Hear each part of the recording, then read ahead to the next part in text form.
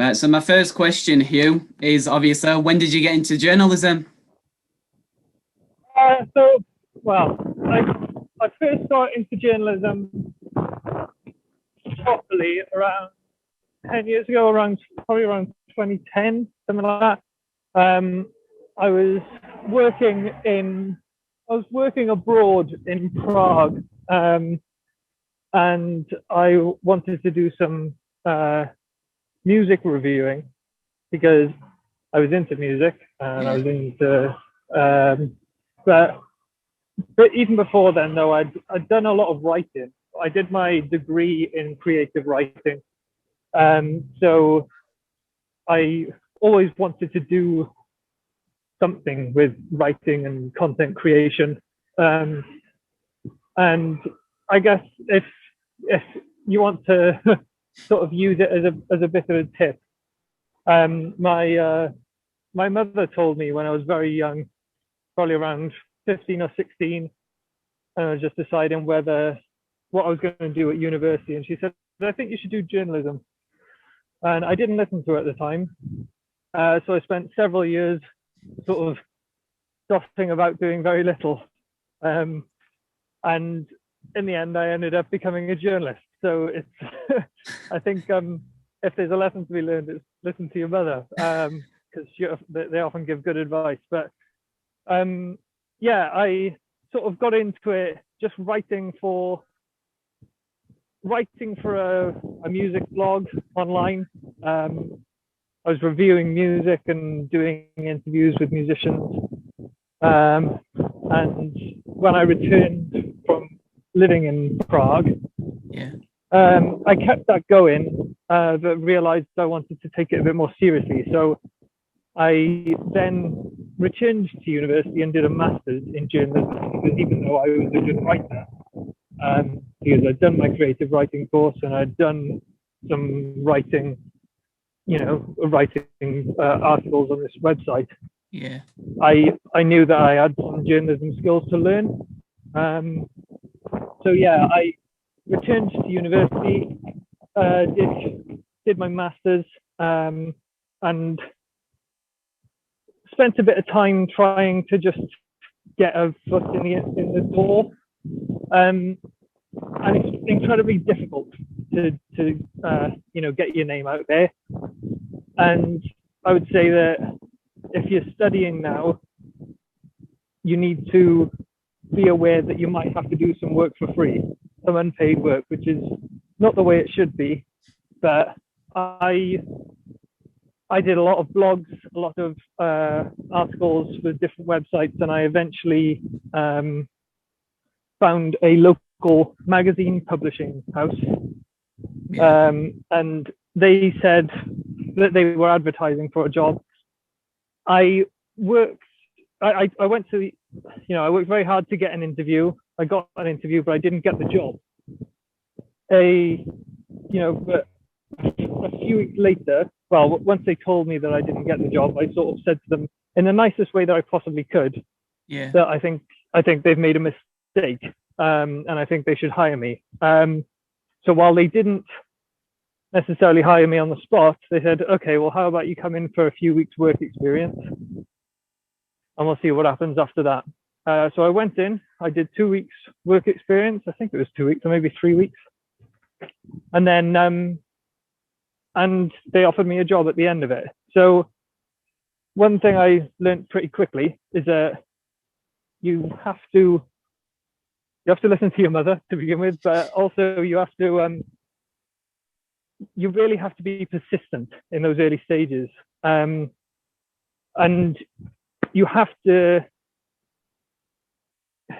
be good at whatever you do. So don't think I'm going to be good because this is going to get me a job in the future.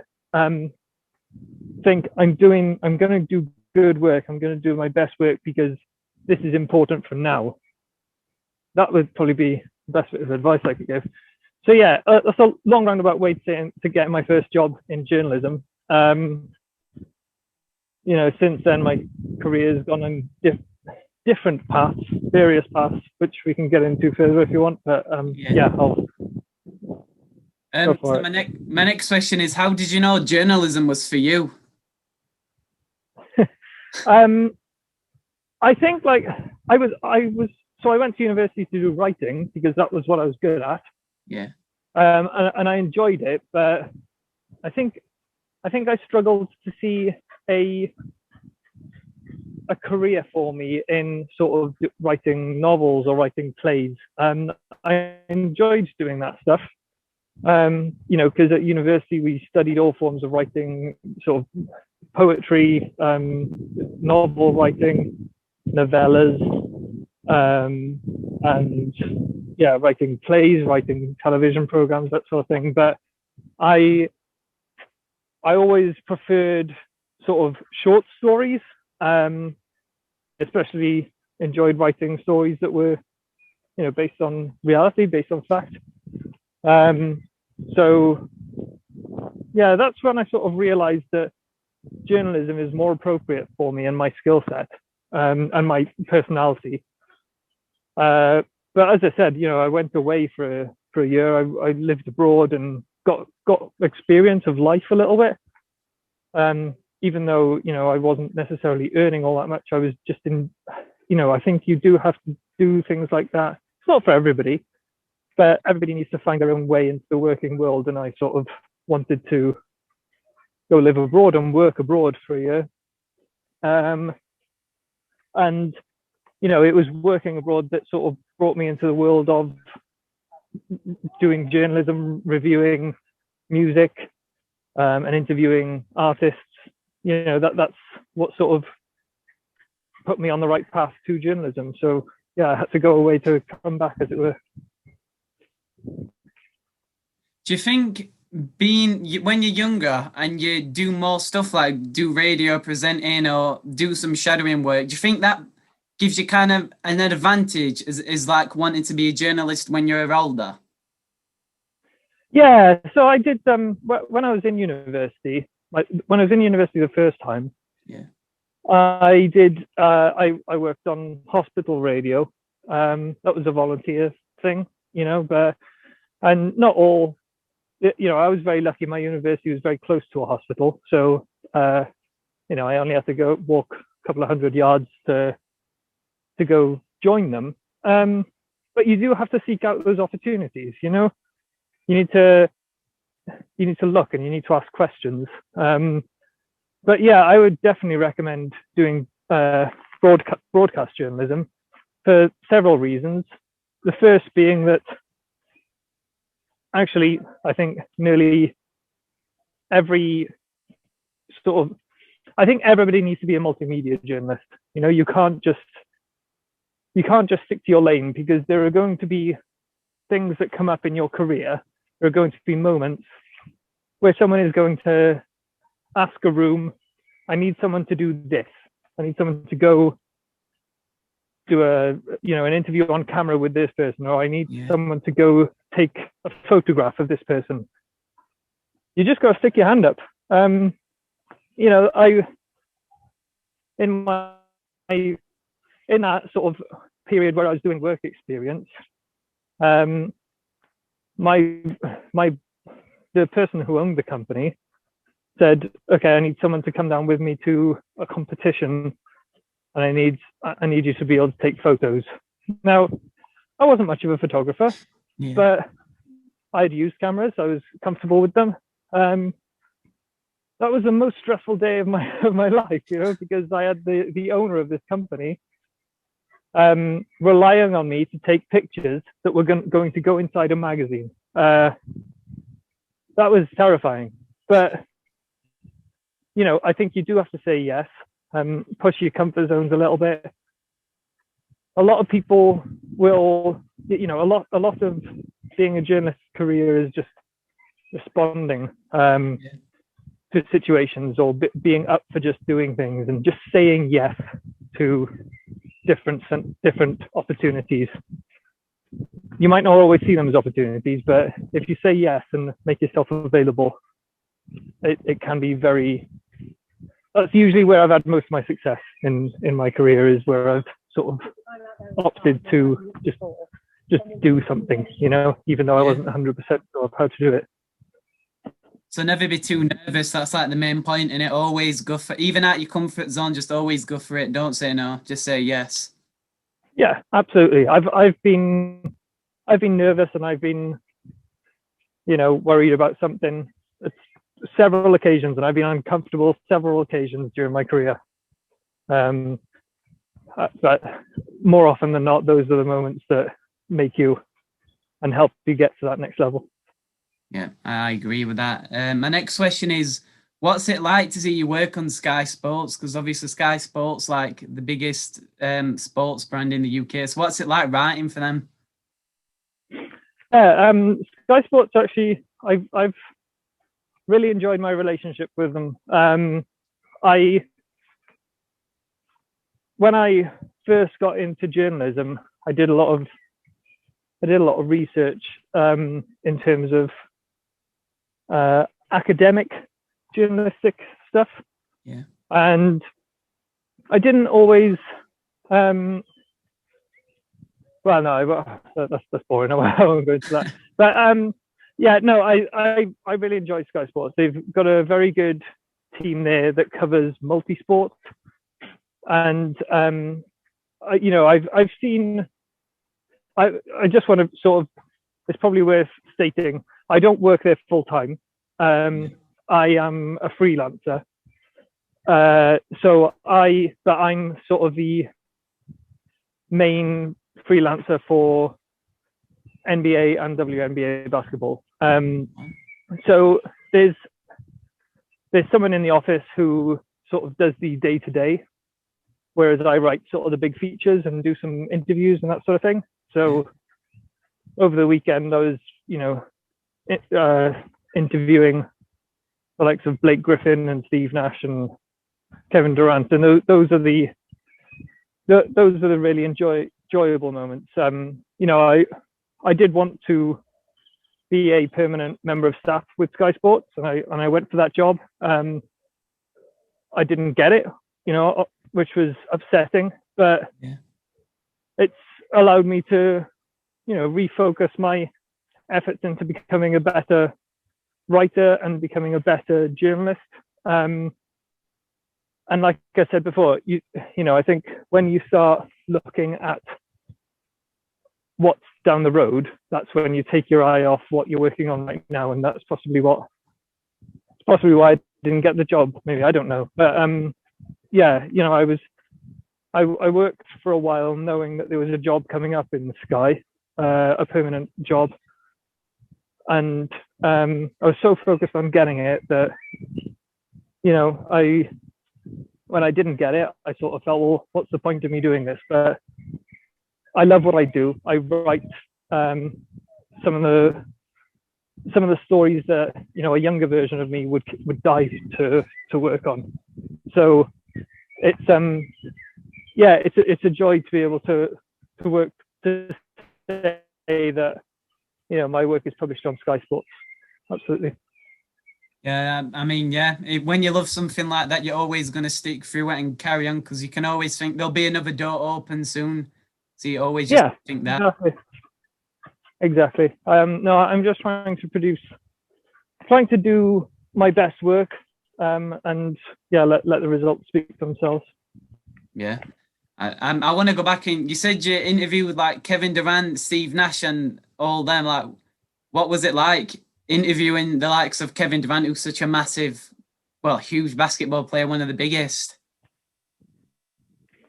Yeah, I mean, it's after all, I don't mean to. Throughout my entire life, I've never been someone who's been particularly starstruck.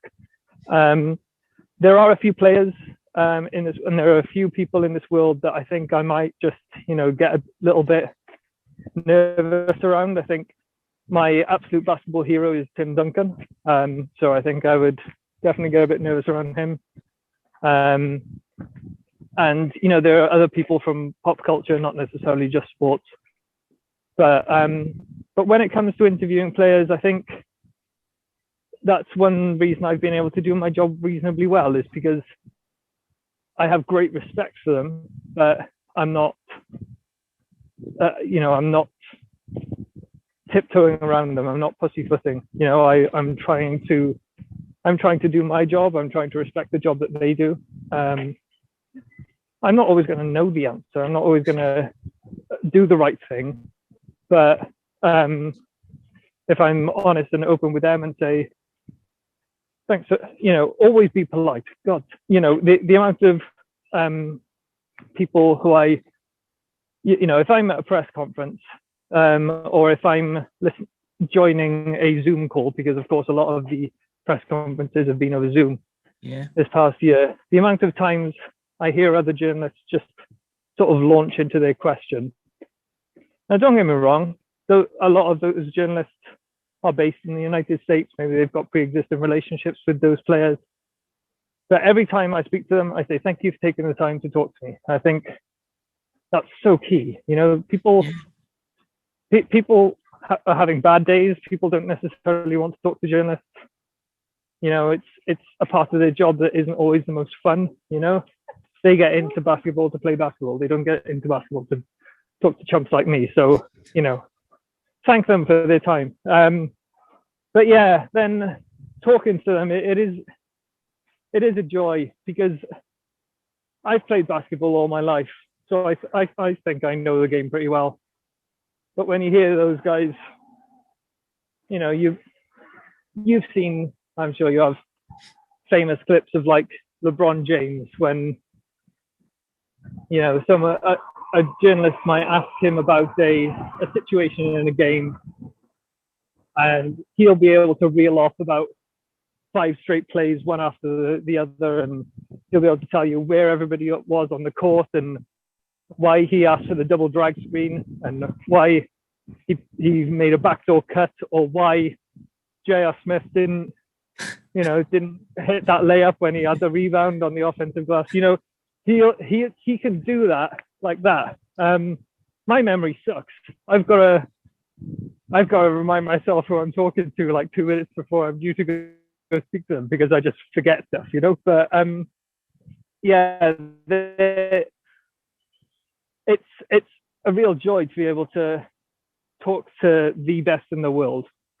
And that doesn't matter what, you know, I'm very lucky that I get to do it in sports, get to do it in basketball. But any chance you get to talk to someone who is the best in the world or among the elite in the world, God, you know, really savor that.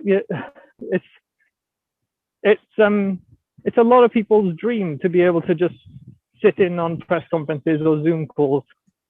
So I need to remind myself every once in a while, but at the same time, I need to be professional, and they expect professionalism from me. So if I'm just going up and saying, "Oh, Kevin Durant, it's really great to speak to you. I've never spoken to you before. You're such my favorite player," he's not going to give. He wants me to go in and do my job, just as I want him to go on the basketball court and do his job. You know, so treat them with respect and say please and thank you, and yeah, do your job the best you can, and that way you'll get the best out of them. I completely agree. Now that you mention it, when you said always say thanks for taking your time, when I've looked at interviews from him, they never really said that. Like you said, like, yeah, I'd be like, Seth, thank you for your time. And obviously you can see the players will be like, no worries and that. And then most of them will just say, like, just jump straight in head first. Like you said, like literally just go into the question, which, yeah, like you said, you just need that bit of respect. Yeah. And, you know, sometimes, like, so the way the NBA works is you have your daily games and you go to a pre-game press conference and then you go to a post-game press conference. So when you're in the arena, it will feel a little bit different. You know, you've just seen them before the game. You've sat in, you know, a few rows from the basketball court, and you've sort of possibly interacted with them during the game, and then you're going to see them straight after the game. So you don't need to say it sort of like every time you see them, but certainly, especially on these Zoom calls, you know, they don't know where you are in the world. They don't know who you're representing. You know, I'm not wearing a Sky Sports t-shirt, and they don't. A lot of them don't know what the hell Sky Sports is, because they're based in America, you know, and we're based over here. So, you know, always introduce yourself, and don't be afraid to say, like, because sometimes I'll go to certain press conferences and they'll be expecting me to ask about the game that they've just played or whatever, but I will have a different agenda. I might be looking at writing a story about a certain topic. So, for example, over the weekend, I'm currently writing a story about the growth of three-point shooting in the NBA and what it's meant to the game in recent years. Now, I sort of had to preface a lot of my questions by saying, if you don't mind, I'm just going to ask you about three-point shooting, more generally, rather than just diving straight into a question. It helps them if they know what angle you're coming from. So if you're saying, oh, I'm writing a story about, a young basketball player who sees you as their hero, rather than just saying, what do you think about young people playing basketball? To add that extra bit of context, it's important and very useful. You get more out of it. You get more out of them.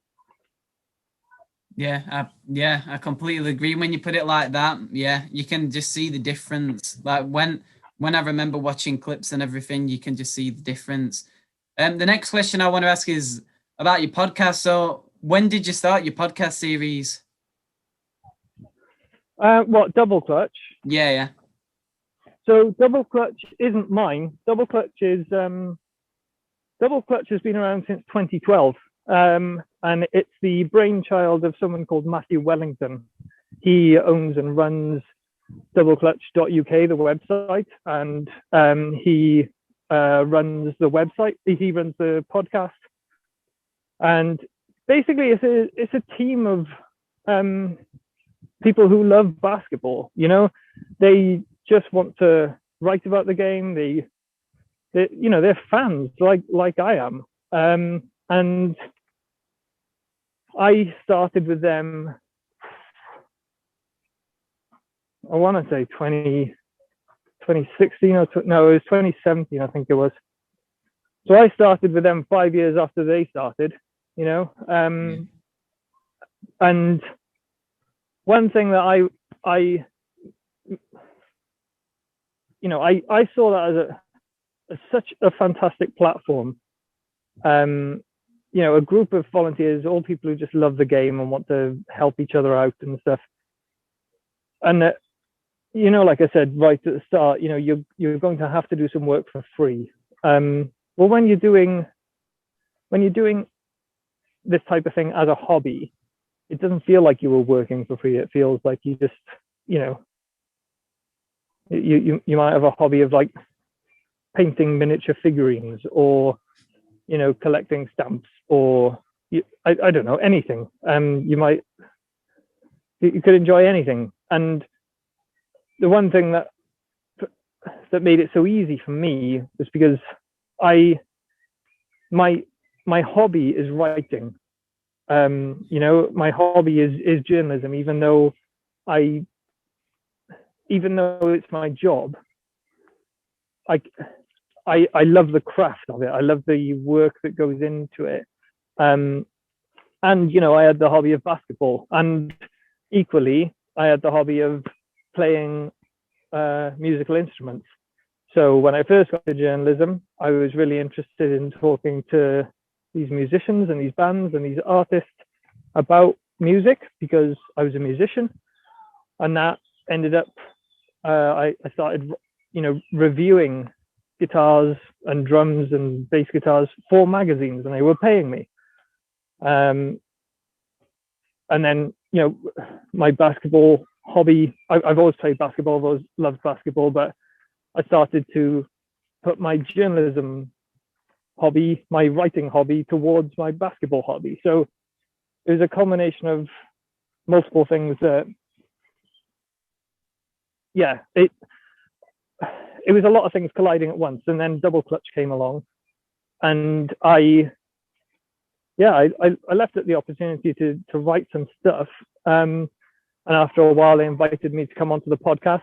And the one thing about Double Clutch is that as long as what you do is good, anything goes, really. I'll go to the guys with an idea, say, So a good example is one of my colleagues, Josh Coyne. You know, he's a really good, he's a big Boston Celtics fan, and he's a good writer. Yeah. And he had an idea last year. Oh, I wanted to do basketball at the movies, a podcast about basketball movies. So, you know, he did his homework, and he reviewed White Men Can't Jump, and I think Space Jam or something. But he managed to get hold of the guy who was like a basketball consultant for those movies, you know, and he got some, you know, and he was never going to get Michael Jordan, or he was never going to get Woody Harrelson, because they're A-list stars. But also those guys, they just tell the same stories over and over again. You know, Josh, he did a great job of finding this guy who choreographed some of the basketball scenes, and it was just like, he had so many more stories to tell about hanging out with these people, you know. And so, yeah, that's a good bit of advice, I think, is to look for who else might be involved. You know, there's a wonderful picture. I think it was when Zion Williamson was doing his press duty ahead of the draft or something a few years ago, in the year that he was drafted. There's this wonderful picture where all of the, you know, everybody, all of the world's media was sat around his table. A lot of these players did their press media briefings at the same time. And on the table next to him was another NBA player who I can't actually remember who it was now, but like, if I was a good journalist, you know, I would have gone to that guy on the next table who had nobody talking to him. You know, because that's a real story. Like, you know, first of all, you're going to get you're going to get an exclusive because no one's paid attention to him. But also, you're going to get the story of, why is nobody paying attention to me? Why are they all looking at Zion? You know, and also you're just going to get so much more information. Like, yeah, it's look at the alternative stories. Sorry, I went off on a tangent. Then I can't remember what the question was. It's all good. I was just about to add on to that. I seen a photo once, and it's Isaiah Thomas, and it's one journalist taking his time getting to know Isaiah Thomas before the draft, because he was the second round and he was like the 60th pick.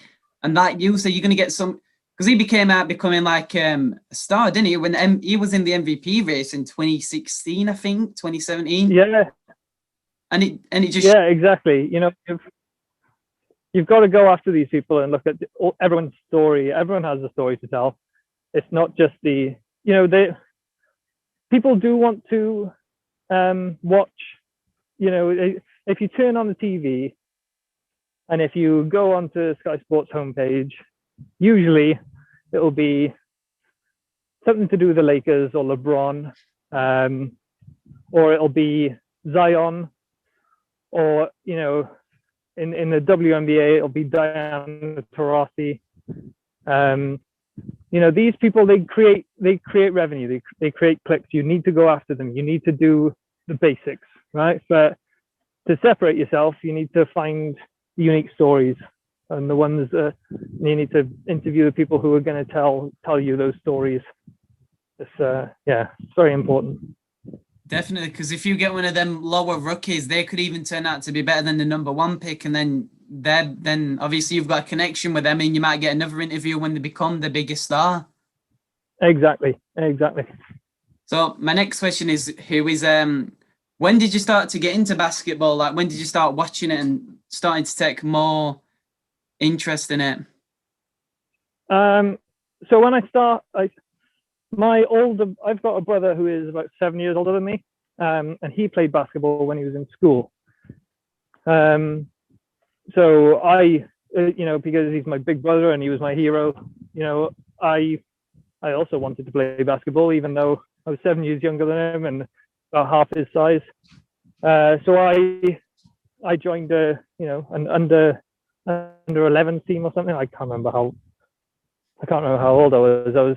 I must have been 10 or 11, maybe even younger. But even before that, I remember he had you're probably too young to know what they are, but he had these VHS tapes of like Michael Jordan and the 1992 Dream Team in Barcelona. So I grew up watching all these VHS tapes of basketball and NBA in the 1990s, you know. And the only way back then, the only way you could really watch basketball, NBA basketball, was if you ordered a tape out of a magazine, and then it arrived, and you basically just got the highlights of the season, you know.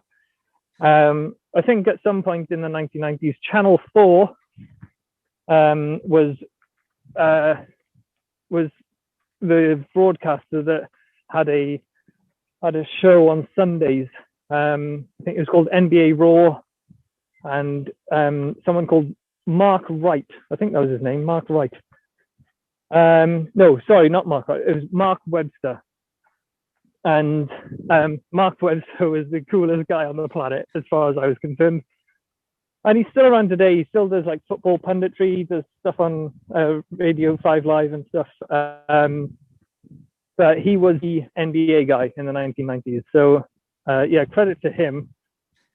And then, so I was watching basketball in the 1990s, early 1990s. I started playing sort of towards the end of the 1990s.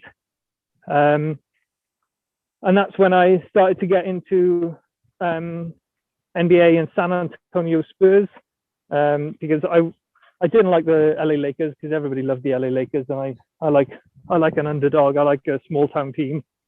So yeah, San Antonio Spurs suited me, and also my coach at the time, my basketball coach, he was always telling me to do the fundamentals of basketball.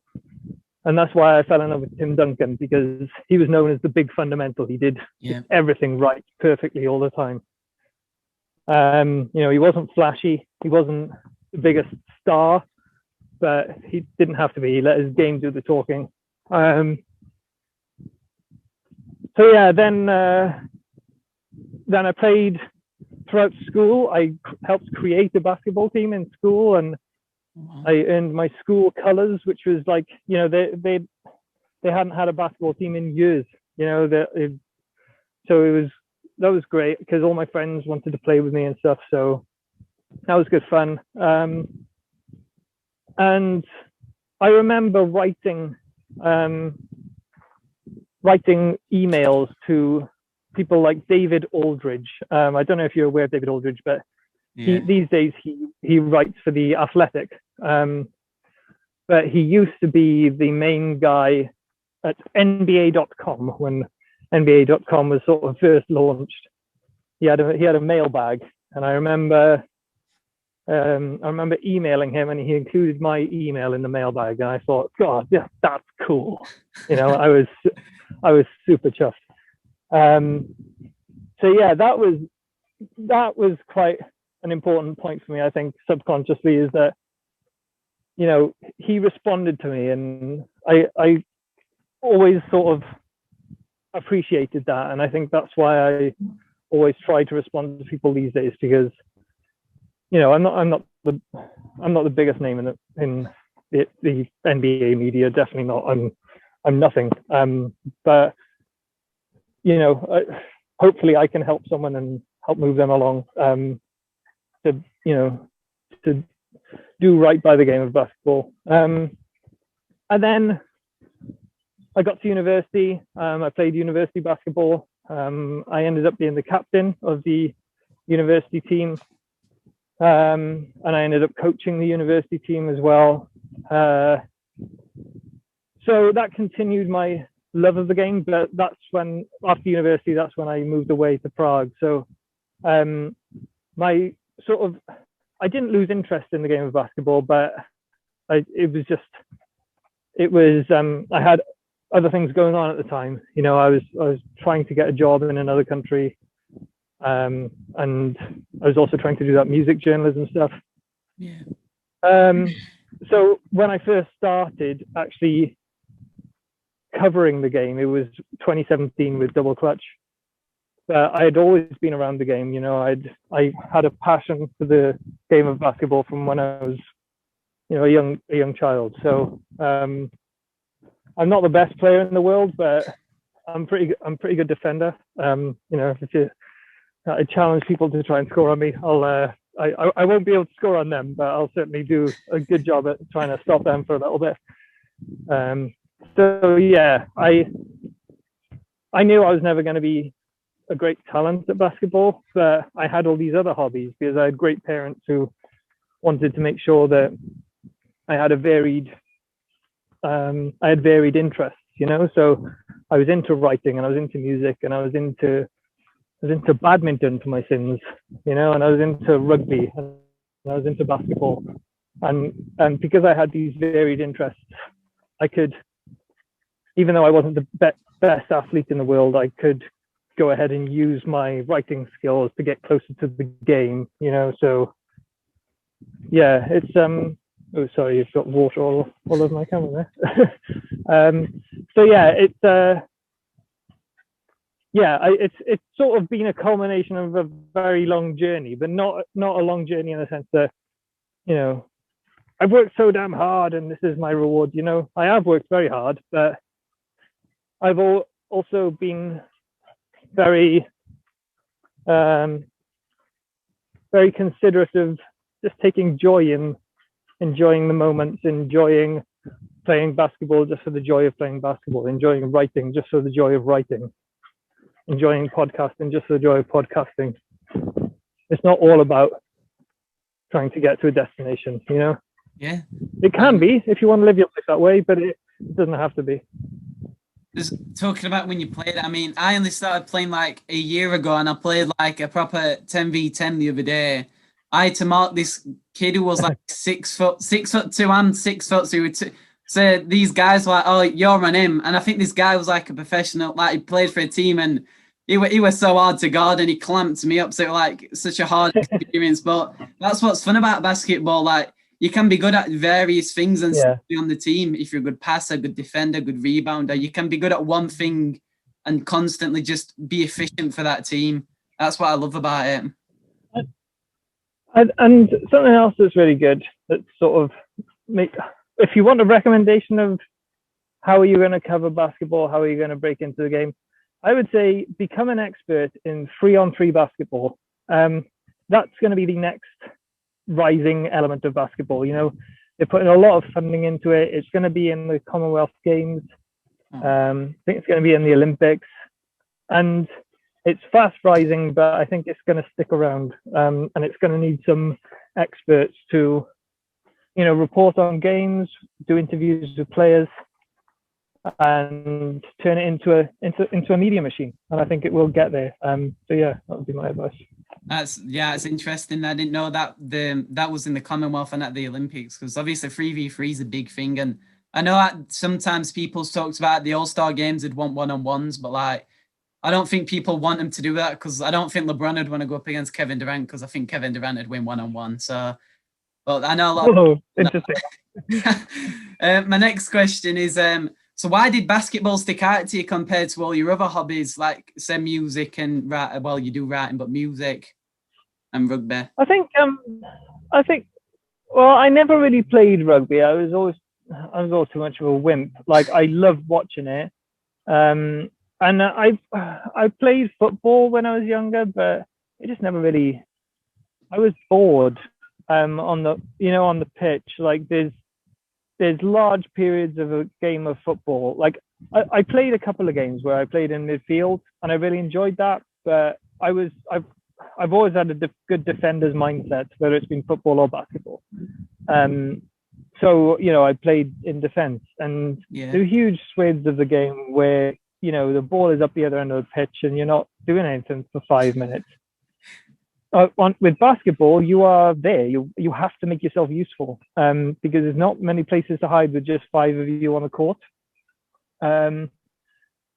So yeah, I think I always loved team sports. I loved interacting with other players and friends on a team, but I wanted everybody to feel involved, because I was quite good at football. I was okay, But I know that some people didn't feel as involved because they weren't as good. But I think everybody can feel involved on a basketball court. It's easier to make yourself useful, and also I think the basketball community is smaller, so it's easier to build up relationships. Whereas like football, I think it's so big that I don't know, the community is obviously easier to get into football, but I think the welcome isn't as warm. I mean, yeah, I'd have to agree, because I remember like sometimes football can be I'd say a bit toxic, even if you meet random people and you play a game. But like when I play with people down on a court on basketball, they're like all friendly. They're always come and ask you 1 or 2v2. And what I like about basketball is that you're always on the move. As I found out like a couple of days ago, I'm constantly up and down, up and down. There's like, you've got no times to break because you're up then back and then defending, then you're attacking back. That's what I enjoy about it, just the constant pressure, just constant movement of the game. That's what I love about it. Yeah, definitely. Yeah, it's super fun, and going back to 3-on-3, like I think that's even more so, because there's only 3 of you on the court. So yeah, you need to be good at everything in 3-on-3, whereas I think you can have a bit more of a specialism in 5-on-5. But yeah, it's great. And also, like, a little bit selfishly, in terms of the journalism side of it, there were fewer people doing basketball. It's easy. Well, I don't know if it is. You could think, going into different paths of journalism, you could think that basketball is easier to get further. That's possibly not necessarily accurate, but I can see, sort of coming in from an outsider's perspective, well, that market is really small, but I could be a big fish in a little pond, whereas, yeah, I think the difficulty is that, people don't necessarily appreciate basketball the way they should in the UK. In the States, it's a completely different ballgame, but over here, it's difficult. I agree with that. I've got another question. This one's about, you mentioned San Antonio Spurs, and I just wanted to ask you, do you think they're kind of overlooked as a team? Like, everyone goes on about how great the Bulls were, everyone goes on about how great the Warriors, the Lakers. But I think San Antonio, I think everyone forget that, like, won 5 championships. I think people forget how good they actually was. So I just wanted to know what your thoughts were on that. Oh God, yeah. Yeah, they're the best team in the past 25 years. It's as simple as that. They've won just as many championships as the Lakers during that period. I think it is the fact that it's a small town team. But I think the star during that period, Tim Duncan, he wasn't someone who was attracted to the bright lights, so he didn't want to make a fuss. Also, Greg Popovich, head coach of the team, yeah, they want to do their job. They want to do it well because it's something that they take pride in, which is something I identify with. So yeah, they definitely are one of the best teams and best run organizations. And the fact that they don't really have a star at the moment and they're still like contending for a playoff spot. Last year was the first time they missed the playoffs since 1998.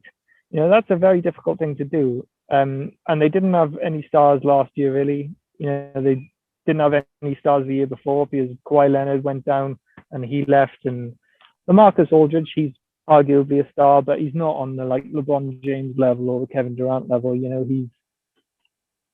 So they were winning nearly 50 games for such a long time, and only just missed the playoffs last season, and they're still stand a chance to do it this season. And they've got nobody who's going to be on the All NBA team. It's a collective effort from the coaching staff and the front office right through to the final guy coming off the bench. It just shows you the respect and how good Greg Pop is, and how the organization is itself, how well, like you said, the first time they missed it, and just shows you, like you said, they haven't even got a star. They've got obviously DeMar DeRozan, which possibly got snubbed of an all-star this year. I think he did. But Yeah. I don't know. I just think the team's just so underrated. And like you say, your favorite player, Tim Duncan. I saw a fact a couple of weeks ago, and if he didn't lose in the 2013 finals, he would have never have lost a finals game. And then people probably still wouldn't have talked about that because obviously Jordan never lost. Then Tim Duncan would have been in the same conversation because he would have never have lost a finals game. Yeah, a final series, you mean? Yeah. Yeah. Yeah, that's true. Yeah. So like, I just think he's so underrated, and you've already touched on about why he's your favorite player, but I just wanted to ask again, like, why is Tim Duncan your favorite player? I think he's just, even though he's 7 foot tall and he's this athletic gift, he's just relatable. He's just a guy going about his business and doing his job, and he's you look at players like Michael Jordan, and he's so charismatic and he's so athletic and he's so handsome and he's so good at what he does that you just think, well, he's just on another planet. I'm never going to be like him. You look at Tim Duncan and the way that he looks people in their eye when he's talking to them, and he listens to what they're saying, and he doesn't just give you, he gives you an athlete's answer to questions, but he considers the answer, he considers the question, and like I said earlier, like my coach was telling me to be fundamental with the basketball. He was the most fundamental player.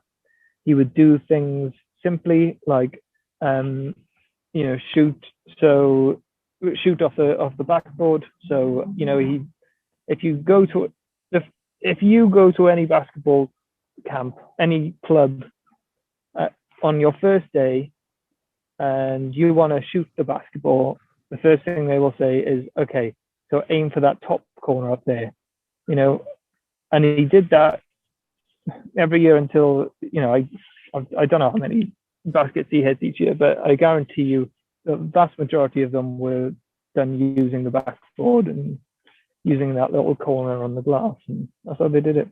That's his famous bank shot, isn't it? That's his famous move. That's what it's called. Yeah. One of my last questions is, how would you rate the San Antonio's season so far? And do you think they can get in the playoffs this season? I think it's going to be very tough because the first half of their season, they missed a lot of games because because of COVID restrictions. They are within a good. They have a good chance, but they also have a lot more games than a lot of other teams because they missed so many games in the first half of the season that they're having to fill up their schedule a bit more in the second half of the season. And it's when you're doing back-to-back games, it's very difficult to make sure that both of those are wins. So and also they just suffered I don't know the full story yet, but it looks like Derek White might be injured for a little bit of time now. And I think they've dealt with a lot of injuries and they haven't had the best of luck, but when they're playing well, they can beat almost anyone. I mean, and they can play some exciting basketball, like last night against the Washington Wizards. But equally, they needed overtime to beat the Washington. No, was it Washington last night? Yeah, it was. But they needed overtime to beat them, and arguably you shouldn't need overtime to beat the Washington Wizards, although they are playing better of late. It's going to be difficult. I imagine they're going to be in that play-in game scenario where they probably have to win 2 games to make the playoffs. So I don't know if they're going to make it this year. But I think they've done themselves proud with the way that they played. I think, they are building. They've got some great players. They're developing a good young core, and I think in the next few years, they'll need to attract some talent. They'll need to get a big name in there. But I think it's a bit like the Toronto Raptors a few years ago when they won their championship. They spent a long time building up a good core of players, and then they were able to bring Kawhi Leonard, and that put them over the top. I think they've got a good young core of players in San Antonio. They'll need someone to help them get over the top, but I think they're doing well. I mean, like you said, that Washington aren't a pushover team now. I think they're on like a 7-game winning streak, so like they're not like an easy team as it was at the start. So like that would be a tough game for most teams now, I'd say. Obviously, apart from like the Brooklyn Nets. Yeah. But... yeah, I mean, don't get me wrong, they're not like a top tier team, but certainly they've got a lot of fight in them, and like you said, they've got some good momentum at the moment, and it looks like they're going to be within a chance of going into the playoffs in the Eastern Conference. So, they're still a decent team. So my last question to you is, where do you think DeMar DeRozan will go, or do you think he'll stay? I think in some ways, I don't know, I'm torn. I think it'd be good for him to move on and play for a title contender. But equally, he's been a very good mentor to those younger players and the younger core coming up. So I think they probably need to put it this way: they're not going to win a championship with him as their main guy, but they might. He could be a good veteran for them, and he could end up sort of helping them get back into contention. But they're not going to win a championship with him at the top of the team. Yeah, I agree. I think he's more like a second. So yeah, it'd be good to see him if he wants the opportunity to go play for a championship now. I'd love to see him get that chance, and San Antonio always does right by its players, so hopefully they'll help him find the destination that they want. Yeah, I agree. Yeah. That's all the questions I've got for today, Huw. Apart from, have you got anything else you'd like to ask? Say, Sarah. No, I think we've covered a lot of topics there, haven't we? No, it's been good fun chatting to you.